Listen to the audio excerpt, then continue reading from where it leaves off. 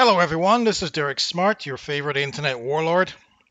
Just wanted to do this video to see how it goes. I mean, I don't like doing videos. That's why my channel has no videos. I prefer to write.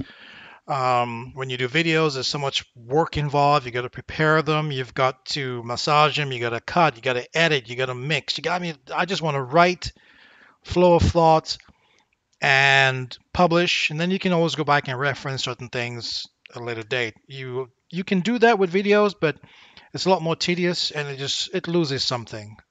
Anyway, so a lot of people keep telling me do a video. So I thought maybe this latest fiasco with the Star Citizen lawsuit might be a very good opportunity to do a video. Don't subscribe to my channel thinking that's going to motivate me to start producing content. I can tell you right now it's not. I might do another one, I might not do another one. I don't know. At this point, I'm just doing this first one. I had written a blog. You probably heard about this Star Citizen backer who went to court to get his case heard over a refund, and he lost that petition. I had written a blog which you can see in the video description. I'm just going to read some of it and paraphrase it and maybe talk about a few things at the end, and hopefully this doesn't get to be a very long video as long as my blogs. But I'm just going to jump right into this one. No preamble, no foreplay, nothing. If you put money into Star Citizen and you didn't apply for or get a refund before the end of 2017, within the 14-day period, congratulations, you're now a statistic in a long con scam. The end. I mean, that's basically it. They have now put their foot down. They were giving refunds for some time in the past. They did it on a case-by-case basis, depending on if they like you or not, or they really don't want you. I mean, in my case, I didn't even ask them. I mean, the one guy who didn't want a refund was me. They gave me one, but you already know the story to that one. So that's basically it. But, I saw this coming a mile away over 3 years ago in 2015, and like my other warnings, I issued a red alert about the implications. Some people listened, got a refund, and got out. Others are riding the wave of the project's popularity due to repeated lies from Chris Roberts' camp, and so those people just kept giving their money. I mean, it's their money. We don't care, but, it's worth mentioning. That's what happened. You can't deny those facts. But it's now 2018. It's 3 years later, and all what I'd warned about has come to pass regarding the development of the project, the capabilities of the engine, the fact that they're never going to get this done. And one of those things that I have been tracking has to do with these TOS, specifically the arbitration clause and the refunds. I mean, they've changed their TOS so many times, nobody paid any attention because, I mean, who reads the fine print, right? So now this is where we are. I mean, they gave some statements to Motherboard Vice, to Kotaku, to Ars Technica, to PC Gamer. I mean, they pretty much have the message down pat. And here's one they gave to, I believe this one was to Kotaku. It goes, our terms of service provides refunds for 14 days after each pledge is made, but company policy is to refund anyone who has second thoughts for up to 30 days after their pledge, no questions asked. They went on to say, the terms of service are not retroactive, but a huge majority of Mr. Lord's, that's the backer we're about to be talking about, a huge majority of Mr. Lord's pledges came after the TOS was changed to specify arbitration, and those pledges are under that TOS, the rep wrote. His pledges with new money on top of his earlier pledges required him to accept the new terms of service. Now, this is a very, very key point, and they are absolutely correct.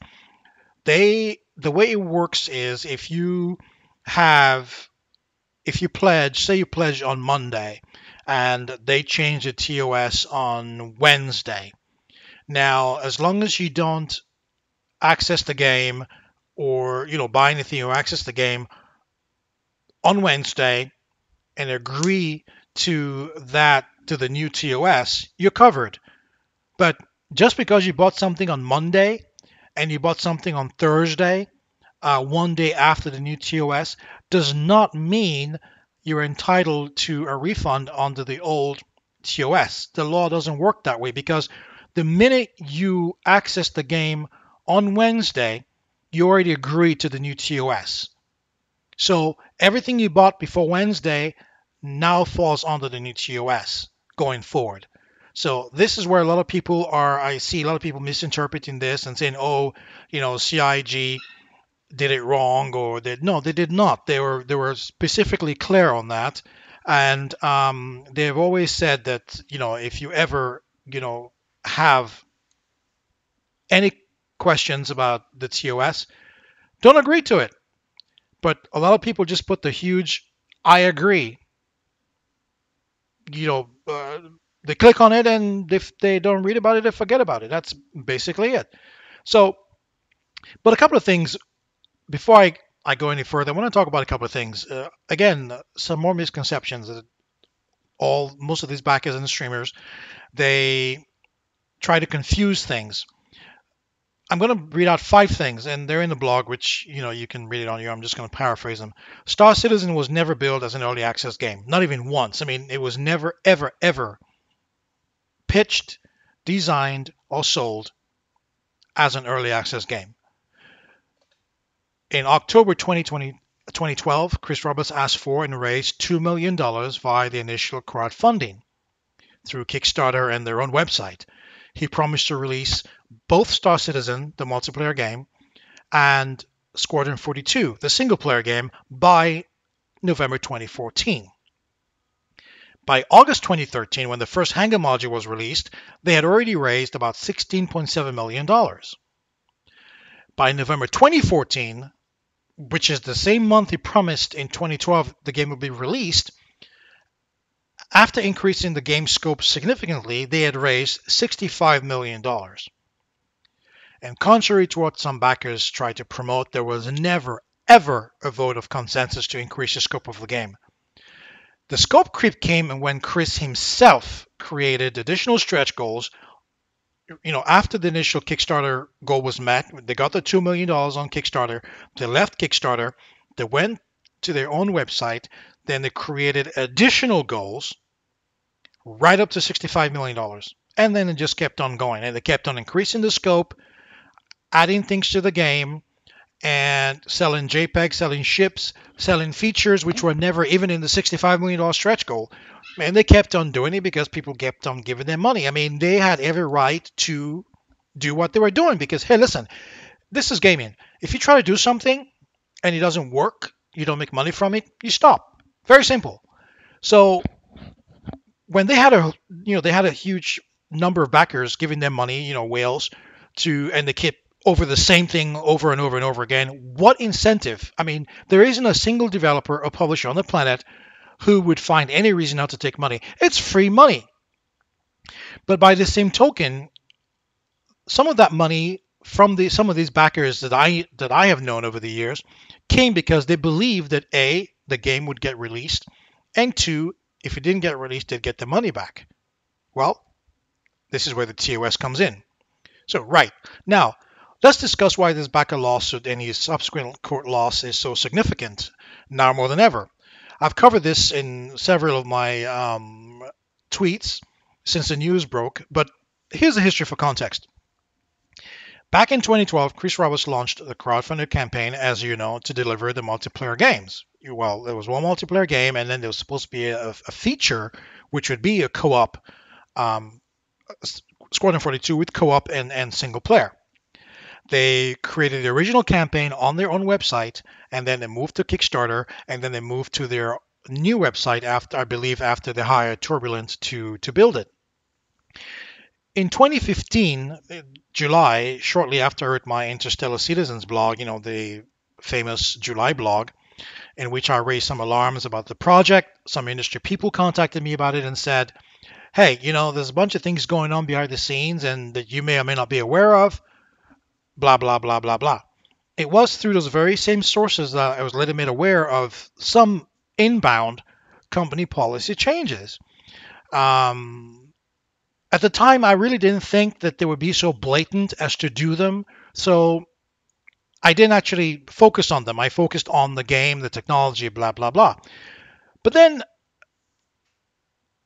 for some reason, I started tracking the terms of service because that's where I was told The change is going to be made because now they've got all this money and they've increased the scope of the game. And someone had figured out that, hey, there's going to be legal problems down the road if Chris doesn't deliver. So I started tracking the TOS. During that period, I even hired attorneys to contact CIG, for things like financial accountability, refunds for those who wanted them, and a dev schedule. Some of you who've been following my blogs, you're quite aware of that. You know how that turned out. They pretty much told me to go and pound sand. But I think about a year and a half later, what happened? They eventually started doing a dev schedule. And they started doing refunds for some people who were giving them aggravation. But in August 2013, after it raised $16.7 million, this was of the $2 million originally asked for. And right before they released the Hangar module, which is where you go and see the ships you've bought, the very first public playable version of the game, they made a major change to the TOS. Right at that point, the specific source, I reached out to that source and I said, wow, you were right. They've actually done it. And he says, no, listen, they're not even finished with it yet. It's going to get worse because from things that I'm hearing, everybody here thinks Chris has lost control and we're not going to see this game in November 2014. It's way, way beyond that. Of course, this was August 2013. I certainly didn't have any reason to believe that the game would take another 3 years to do. I just didn't think they would get this far, period. So between August 2013 to January 2018, they've released 5 different versions of the TOS, each one stripping backers of previous rights and protections, while protecting CIG and removing any and all accountability for the project and its finances. Each one was also released to go along with a major build. If you go right now on my website, in the link of my article, I've tracked every single major release and matched it against every single major update of the TOS. It matches up perfectly. The reason they did this is they hype, promote, and pitch specific feature, promise it all in all, build up the hype, build up the backer anticipation, then boom, they create a new TOS which strips all the previous good stuff and rights the backers had in the previous TOS and release it before or shortly after the build. What does that do? Backers who've already starved for content, trying to wait for the game, have no choice. They click agree and whammo. What have you got? You've just given up all the previous rights you had. Financial accountability, a dev schedule, every single thing that was in there. Refunds, the whole 9 yards.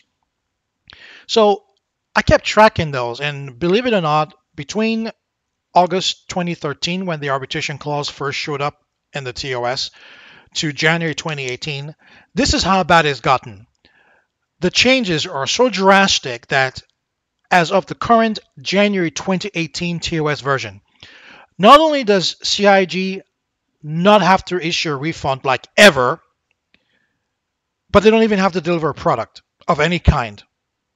So they can collapse tomorrow.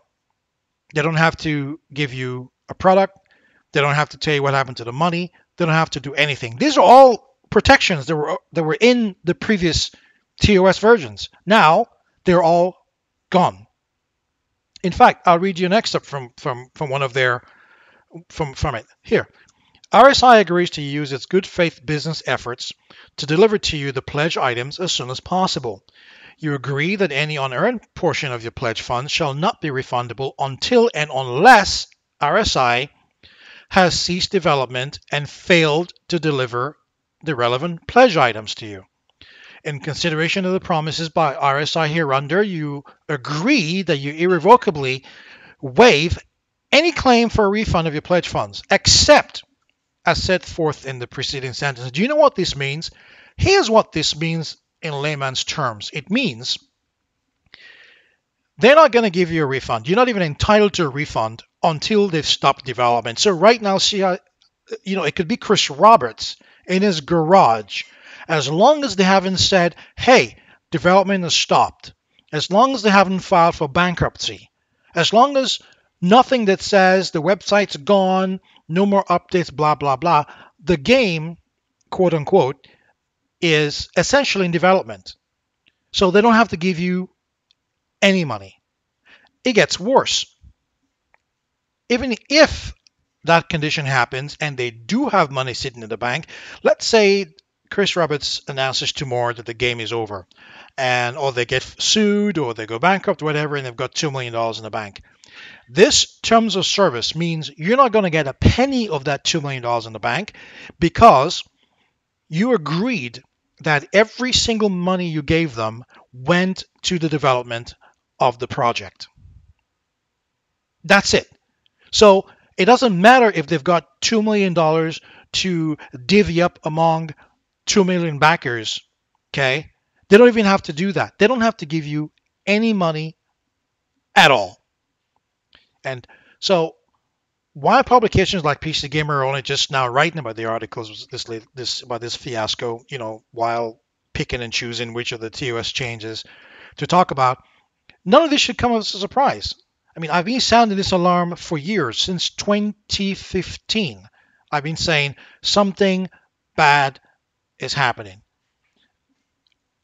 And after I wrote the blog, I started to talk about other things, and I kind of lost track of the TOS until refunds stopped. People started doing different refunds. People started saying, hey, they've stopped refunds, and a source reached out to me again in 2016 and said, guess what? The next major update, if it ever comes out, they're going to stop doing refunds completely. They're not going to do any more refunds ever again. So I'm like, no, I don't believe that you can actually sit down and say, well, we've taken all this money and, but we're going to keep taking money. But, even if we don't finish the game, you're never going to get a refund, and we're not going to give you any part of it. And it's even worse when you consider that since that time to now, they've only developed about 18% of the project. So these are the things you have to bear in mind why this particular issue with the lawsuit is such a big deal. Because for one thing, they've now made it clear on the record that why they made those TOS changes and how they intend to enforce them. This first time, the first time any backer, you guys remember Street Roller, the guy with their, I think, $3,000 or $4,000 refund from 2016. The first time he tested my theory, back when I was saying anybody who has money in this project has a right to a refund. Go to your government authorities, go to the FTC, go to whoever you want. The first time a backer tested that and it went to the California authorities and they contacted CIG or RSI, I don't even know which of the companies they're operating under now, they refunded him. Some people thought it was a fluke. It really wasn't a fluke. They refund. I mean, nobody who wants the government up in their business. If you've been keeping track, there have been certain crowd-funded, projects that state officials have gone after, the FTC have gone after. They've shut them down. They've seized their assets. They've taken the money. So nobody really wants the government taking a closer look. And hey, at that point in time, there's lots of media reportings about this specific backer, made a lot of noise, and it was $3,000 or $4,000 to refund it for the noise to go away, and it went away. But this is 2016. But right at that point in time, they knew that unless and until they put their foot down and forced the TOS, change it to make sure it doesn't happen again, they couldn't do it with any odd build because there was no incentive for anybody to click I agree. They couldn't have done it with 2.4 or 2.6 because those patches weren't that major. So the biggest thing they were selling, this planetary module, became their Trojan horse for the final battle for backer money. Unfortunately for them, 3.0 wasn't even in development at the time they made this plan. When Chris went on stage in August and said it was going to be released in December, it wasn't in development. I mean, they had a branch in development, but the 3.0, as you guys knew it, simply didn't exist. So for a whole year of 2017, they were doing refunds here and there, but if you go to the refund Reddits and scroll down to and check through 2017, they weren't giving that many refunds. But a lot of people weren't making any noise. They were doing it piece by piece and piece by piece. But as soon as 3.0 released in December 2017, those who had already put in for a refund, some of them got the refunds in December, some got them in January. I think one or two got them in February, but these are people who were already on the queue, and every single one of them who checked put in for their refund before the end of 2017. So it's an actual fact that they stopped doing the refunds. So anybody, when you hear Montoya and all those other guys saying, CIG is doing refunds, they really didn't stop doing refunds, that's nonsense. This particular lawsuit is proof, it's fact that they've stopped doing refunds. And don't even go with their whole nonsense. Yeah, they do refunds here and there every now and again. That is not true either. They've just stopped, period. If you've bought the game, you got 14 days. 14 days is what's in TOS. They have 30 days for items and other things, or if you bought something by mistake. But as far as we know, if you want your money back, 14 days it is. You're not going to get it beyond that. So all those backers, all those people who trusted them with their money from 2012, from October 2012 to December 2017, let's call them legacy or OP backers or whatever, are now stuck with a game they can't play. And I can tell you right now, they're all going to lose their money because I've been saying this for 3 years. I don't envision any version of this where they ever deliver this game, or any version of it where they release a game that's even 20% of what they promised. They're still at 18%, and we're like 3 years away from 2015, and this was a game that should have released in November 2014. So when this guy went to court, his problem was he figured he could get small claims to listen to his case and ignore the arbitration. Again, this is something I've been talking about. I've written about this extensively, saying this arbitration clause is going to cause a problem. There's no way anybody's going to succeed in getting CIG or RSI into court to hear their case for a refund or anything related to the project. It has to do with arbitration. There's lots of case law precedent. There's SCOTUS case law precedent that says the arbitration clause are fully enforceable. So this guy took all this paperwork, did all this, filed his case in June. As soon as I got wind of it, I said, nope, that's not going to work. It's going to get dismissed. It doesn't matter what you plead. The fact that you bought something before the new TOS doesn't matter. You were in Evocati, you were testing it. The minute you entered the game and you agreed to the TOS that was in effect at the time, bearing in mind Evocati came after 2013. So right there, you already knew he was already subject to the arbitration clause. You can go and check right now to see when they started doing Evocati. They started doing the Evocati test. I wrote an entire blog about that actually after August 2013. So he was already subject to the TOS, to the arbitration clause.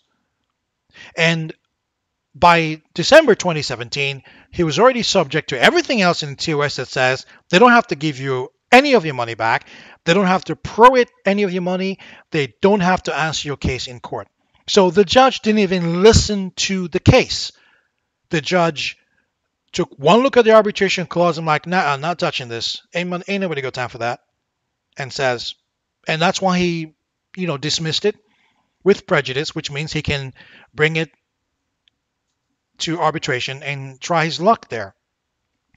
So a lot of people who get this wrong. He did not lose his case to get a refund at all. He went to court to fight for a refund, but the case never got heard because he hit the arbitration wall, which means he wasted his time, wasted resources, wasted money, wasted flying all the way to Santa Monica, standing in court all day long, only for CIG's in-house counsel, Stephen Ham, aka Toast, I believe, to say, nah, we're not giving him a partial refund.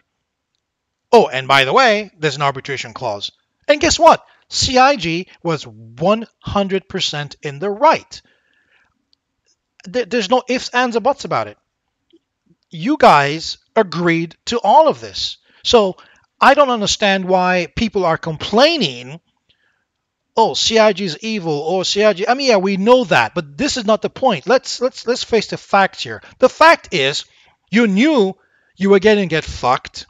You took off your clothes, you took off your jewelry, you took off your underwear, and that was it. You don't get to cry foul later. That's not how this works. You knew going in, this is what you were agreeing to. There's no way you can get around that. Now, what you can get around is if you get to arbitration and you can make a case that says, Judge, this, or arbitrator, I mean, they're all judges anyway. This, and this is why I'm entitled to a refund. I can bet you 100% that you still will not win, because arbitration courts are very favorable to corporations.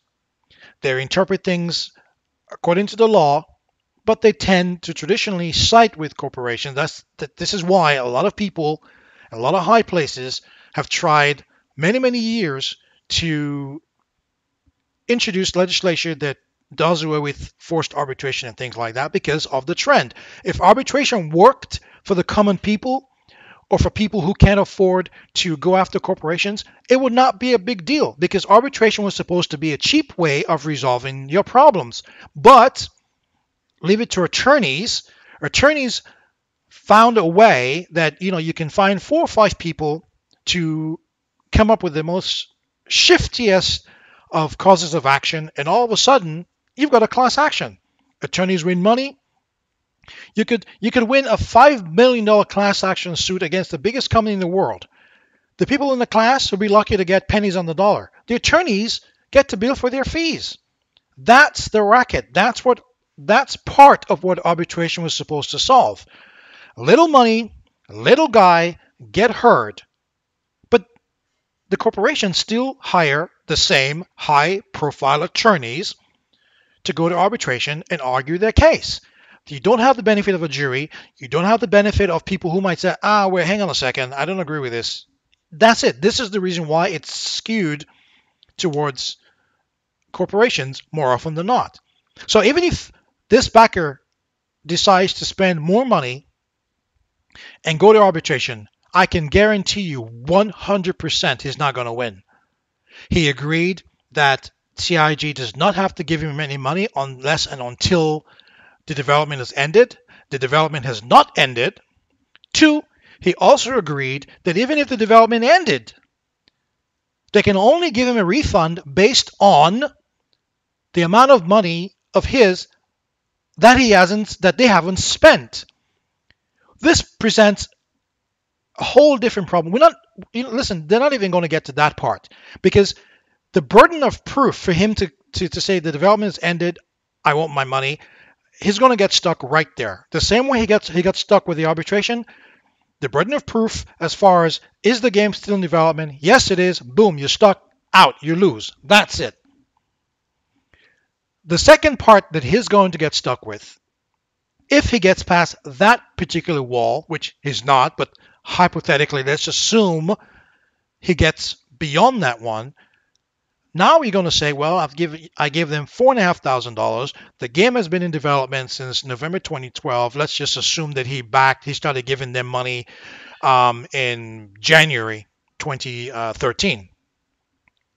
Remember, he gave them money 61 times. He made 61 purchases. So he had to have known what he was getting into. This is not, Your Honor, I paid $4,500 for a car part and it's defective. No. He gave them money 61 times. So he knew from the first time he gave them money to the 61st time, he knew what he was doing. So now tell me something. For a game that's been in development since 2012, as of this broadcast, they've raised almost 190. Well, I think they just passed $190 million. How do you think you are going to convince an arbitrator that you are entitled to some of your $4,500. I mean, think about it. Is CIG going to say, "Hey, Your Honor, okay, we agree, right? So he stopped back in December 2017. So with da da da, let's get a calculator here. 1, 2, 3, 4. Yeah, we feel that he's entitled to 5 cents." This is what we're talking about, and that's what the TOS says. This is the reason why when he made a proposal in the court and proposed to CIG that they give him a portion of his backing, they said no. They had every right to say no.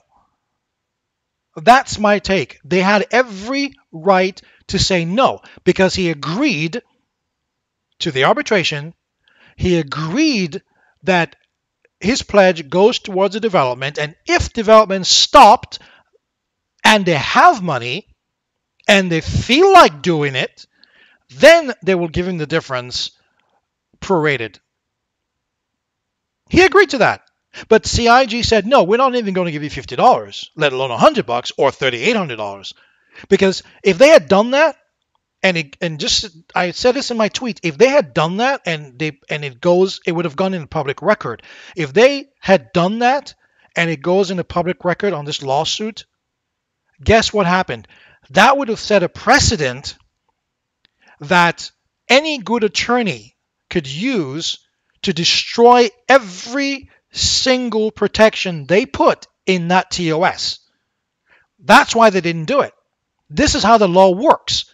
You can't say, okay, I'm going to give this guy $3,800 of his $4,500 out of a hat. You have to show, how did you calculate that? And why did you do it for this person and not this other person? That would have opened up an entire floodgates. This is why CIG said no, and they had every reason to say no. Remember, this is not the same as the street roller guy in 2016.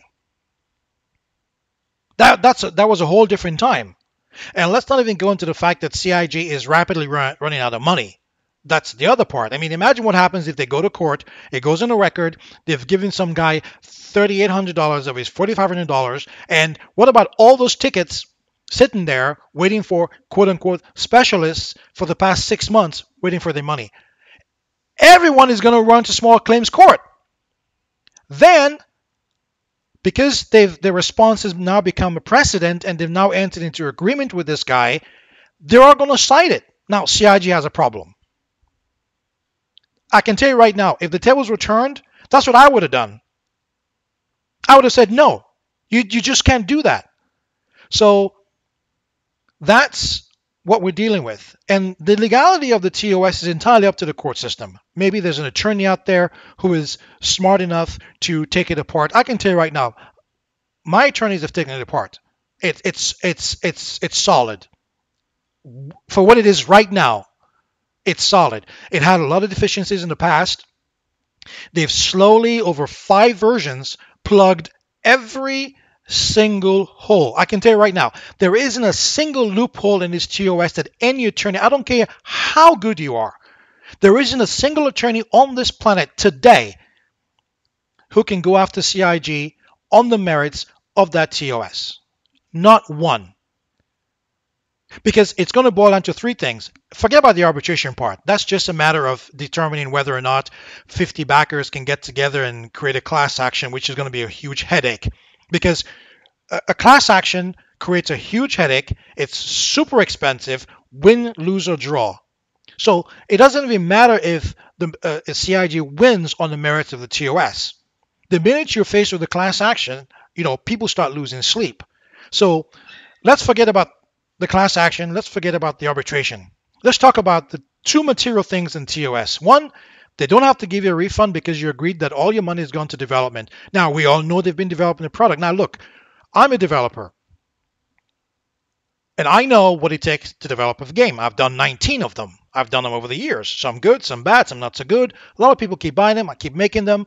But the bottom line is, there's no way anyone is going to say they're not making a game. They are making a game. Whether it's good, bad, or ugly is irrelevant. The law does not care about what state the game is in. The law does not care if they've only gotten 18% of the game done 6 years later. The law does not care at all. All the law cares about is what's in the TOS. Is the game in development? Yes. Did you agree that your money is going to go towards the development? Yes. That's it. And even if the development stopped and they get sued after that because they didn't have money to give refunds, you're back at square one because the TOS will still prevail. Now you're talking about, is there any money left? Well, yes, there's money left to wind things down. There's money left to help pay for Chris Roberts' yacht or his new Porsche or whatever. There's money left for attorneys to wind things down, to shut down the operations, to pay, employee severance and all these things, golden parachutes. That money is never going to backers. And if they get sued over that, well, you've hit point number 3. We don't have to even give you a game. What are you suing us for exactly? Development has ended. We don't have to give you a refund. This $2 million is for this, this, and this. It's not going to you. You agreed to it. The money you gave us has gone to development. What's left is 2-part development because this money, these people who are working on the game are part of the development. So this is basically where we are right now.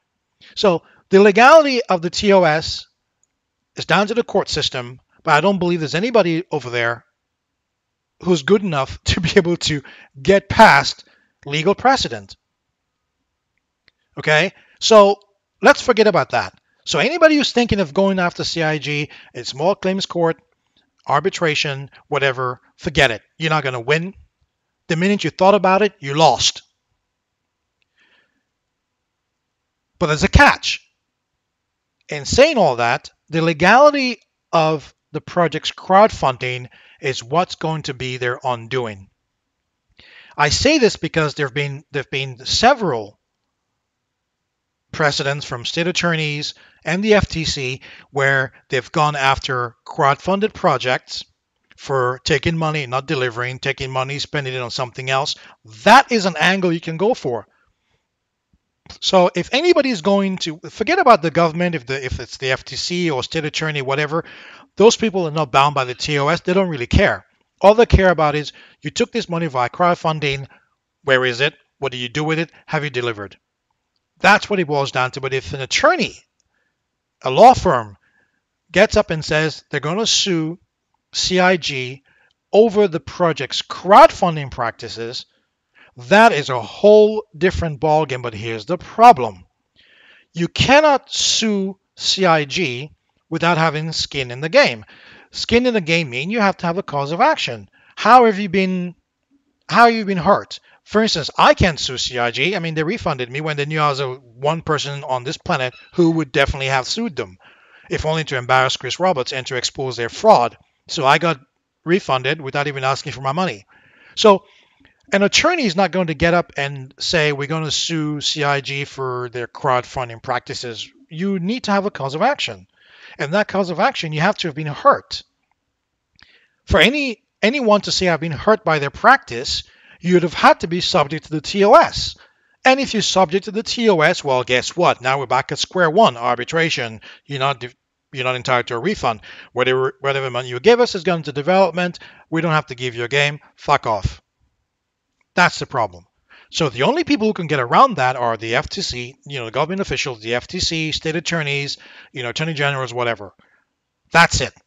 Under the consumer protection, portion of crowdfunding. There's several cases that made it quite clear. If you take money from somebody through crowdfunding, you have to deliver. Now that we've got that out of the way, let's talk about one minor thing that I've also seen going around, and Montoya just did that in his latest video. Star Citizen's early access. I know it's BS. You know it's BS. They know it's BS.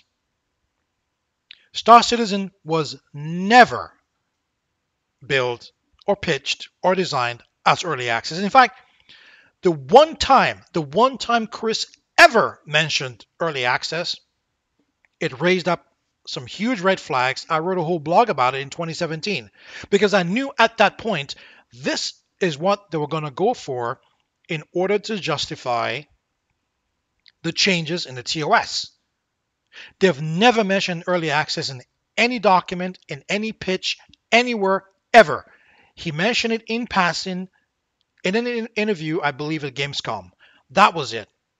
But here's the thing. They don't even have to say it. I mean, think about it. In 2012, when you backed the game, you went, when you looked at the crowdfunding on their original website and on Kickstarter and on their new website, the words early access never appeared anywhere. You can go right now to Steam. Steam made early access mainstream. How does Steam define early access? Those are games that evolve as you play them, as you give feedback, and as the developers update and add content. I'm reading from the Steam website. We like to think of games and game development as services that grow and evolve with the involvement of customers and the community. There have been a number of prominent titles that have embraced this model of development recently and found a lot of value in the process. We like to support and encourage developers who want to ship early, involve customers, and build lasting relationships to help everyone make better games. This is the way games should be made. That's Steam's early access. Well, it gets better. Steam says, is this the same as pre-purchasing a game? No. Early access is a full purchase of a playable game. By purchasing, you gain immediate access to download and play the game in its current form, and as it evolves, you keep access to the game even if the game later moves from early access into fully released. Then it goes on to say, when will these games release? It's up to the developer to determine when they are ready to release.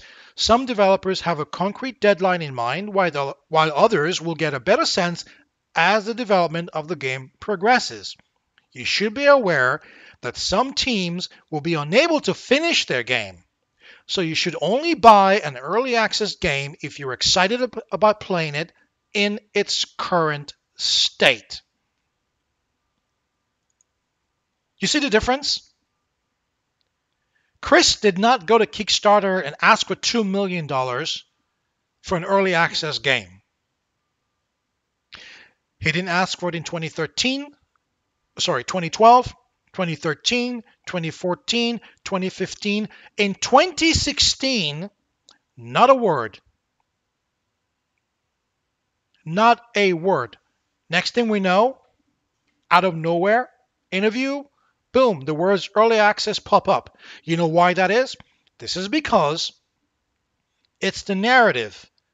They're saying, okay, fine, so the game was supposed to be out in November 2014. It's now 3 years later. It's not out.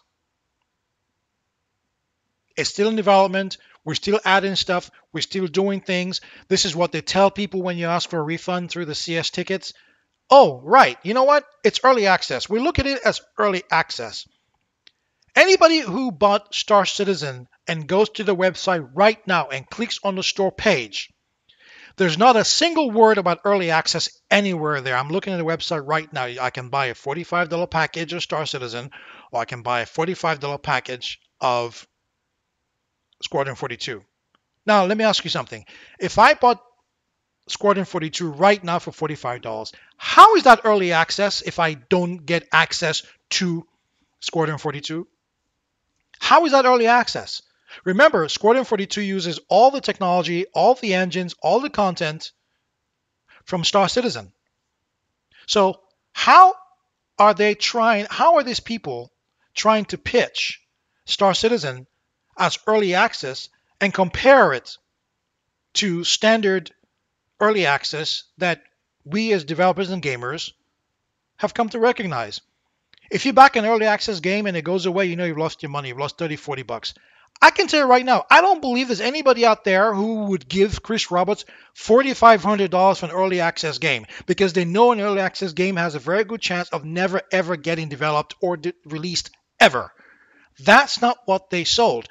All these guys, Montoya, Board Gamer, all these guys, Redacted, all of them, they're all part of the information machine that, like Fox News, that CIG and their cronies have cultivated to taint the message. By continuing to say Star Citizen is early access, they find a way to justify them keeping your money, not giving you a refund, or ever giving you a game.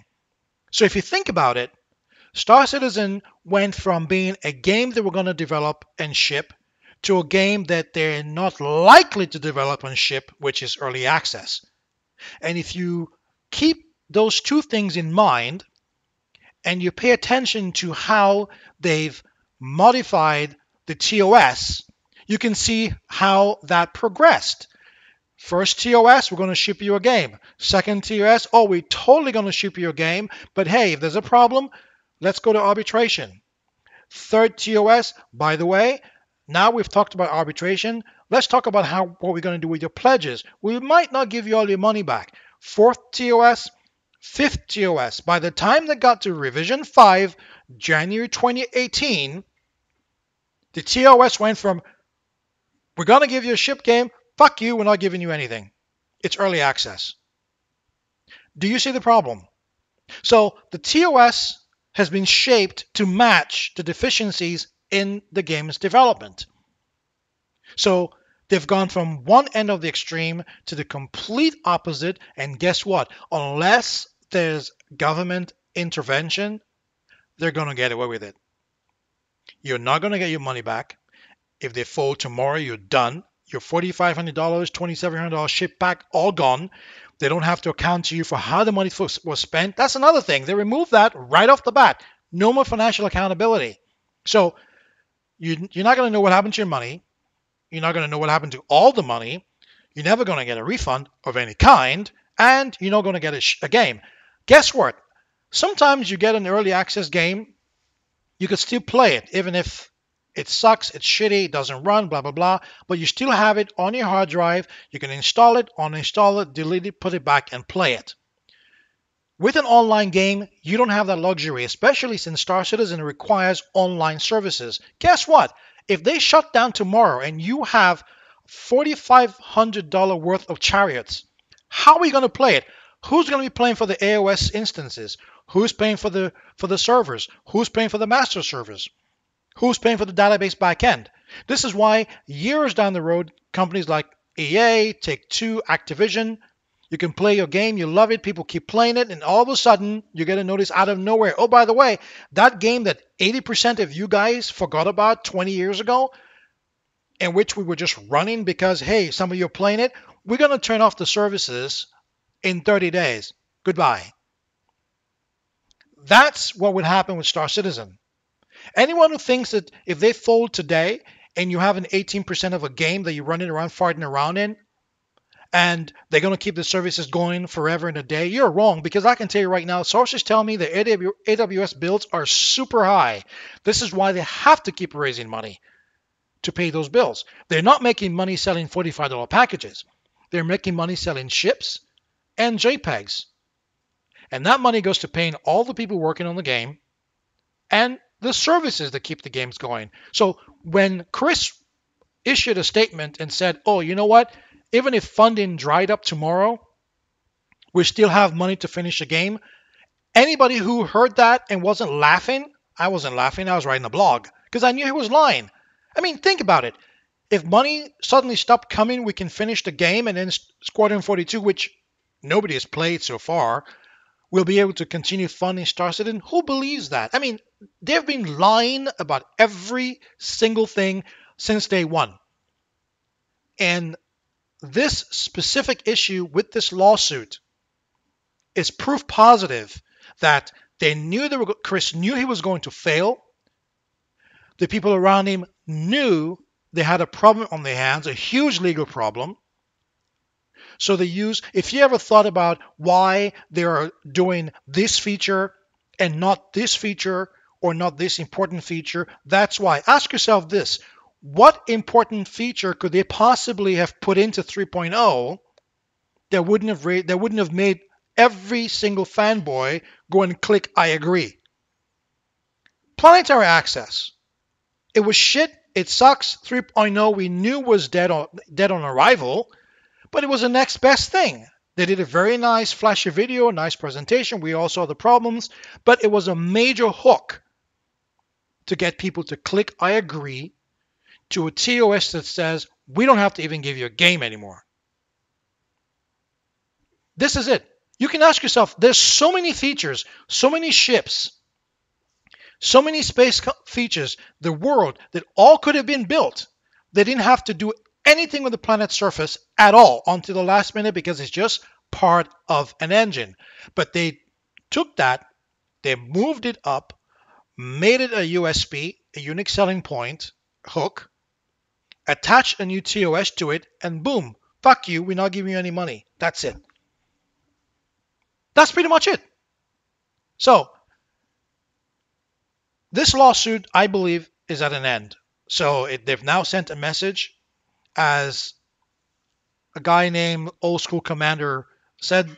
They made a good point on Reddit. I'm going to read that verbatim. Here's what he said. It's on my blog.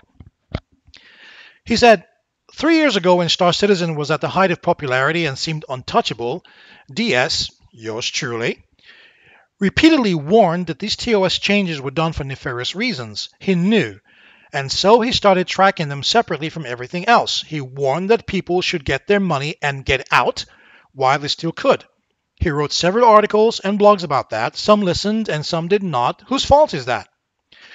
And what people didn't know up until now, 3 years later, is whether or not he was right, and that CIG would one day use those changes to keep back her money. With the lawsuit, Firefly 212 has proven beyond a reasonable doubt that this was the case and that Derek Smart was right. Go ahead and cite any other source that has warned about or saw this coming.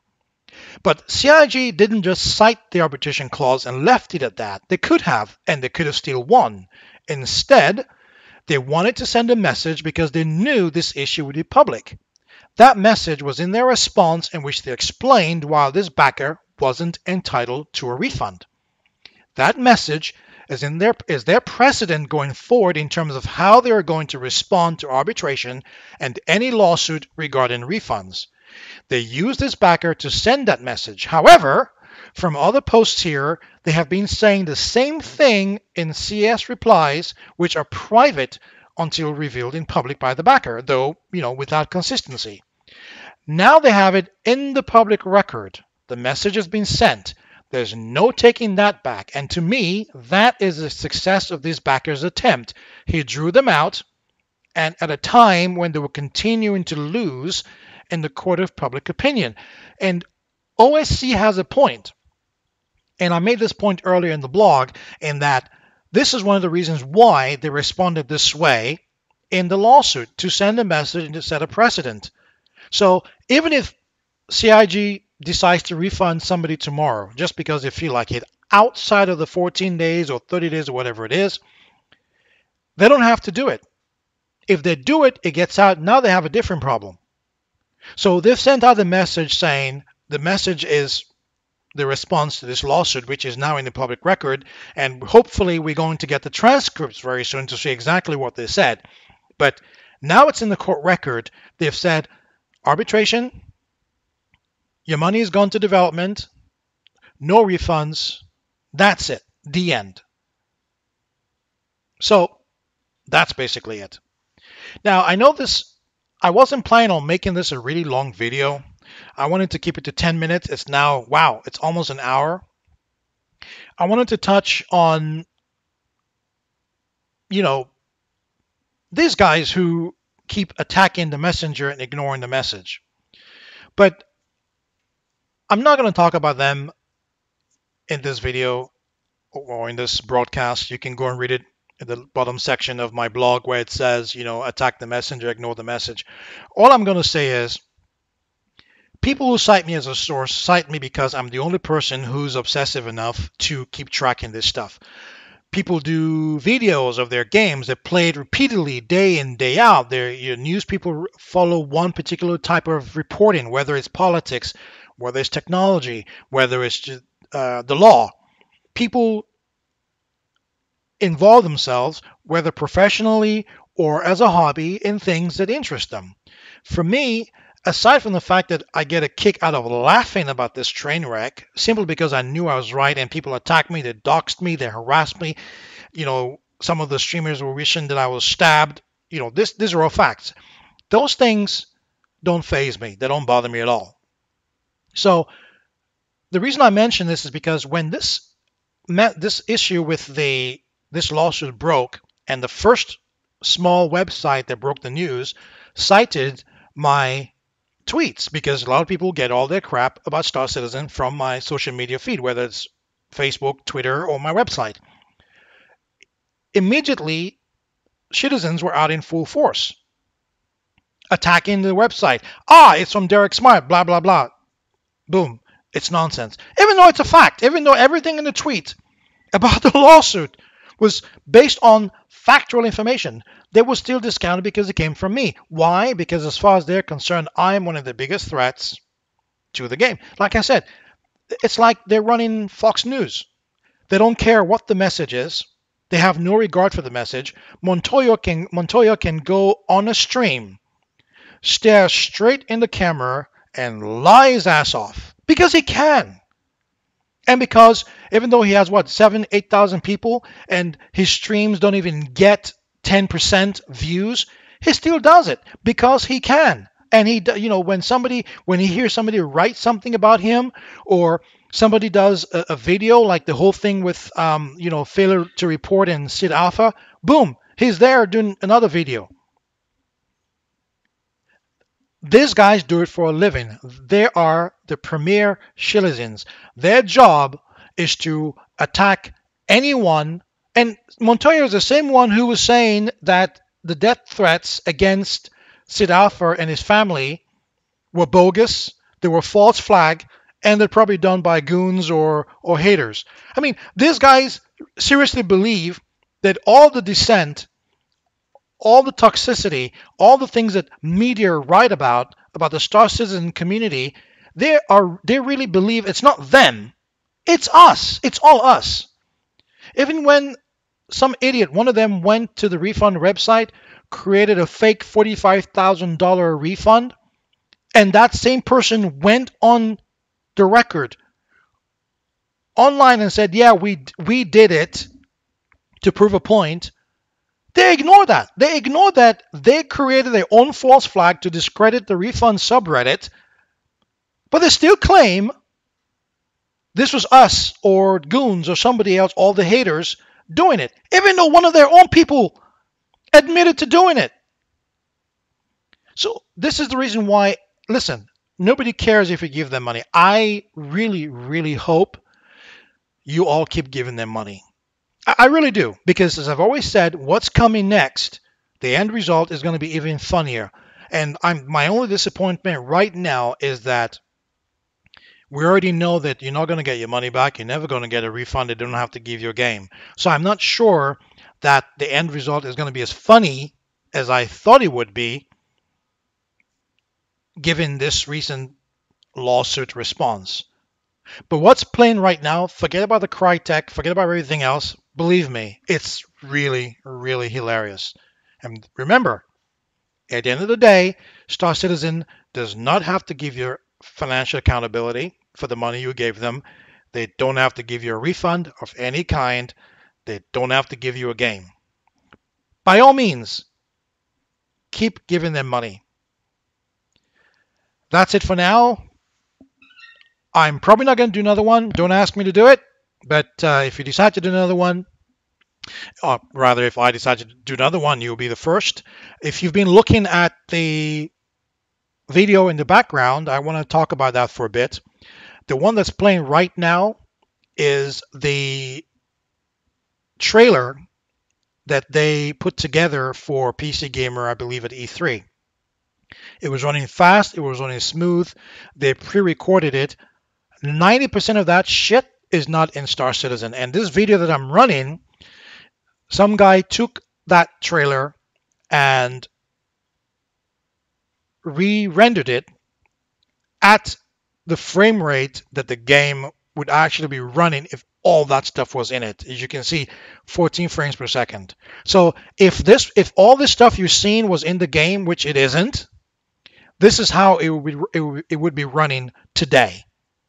And you've seen all the other bugs that are in 3.2 right now. This is 180, well, scratch that. This is $190 million game, 6 years in development, 18% completed, and no end in sight. By all means, keep giving them money. This is Derek Smart. Until next time, take care.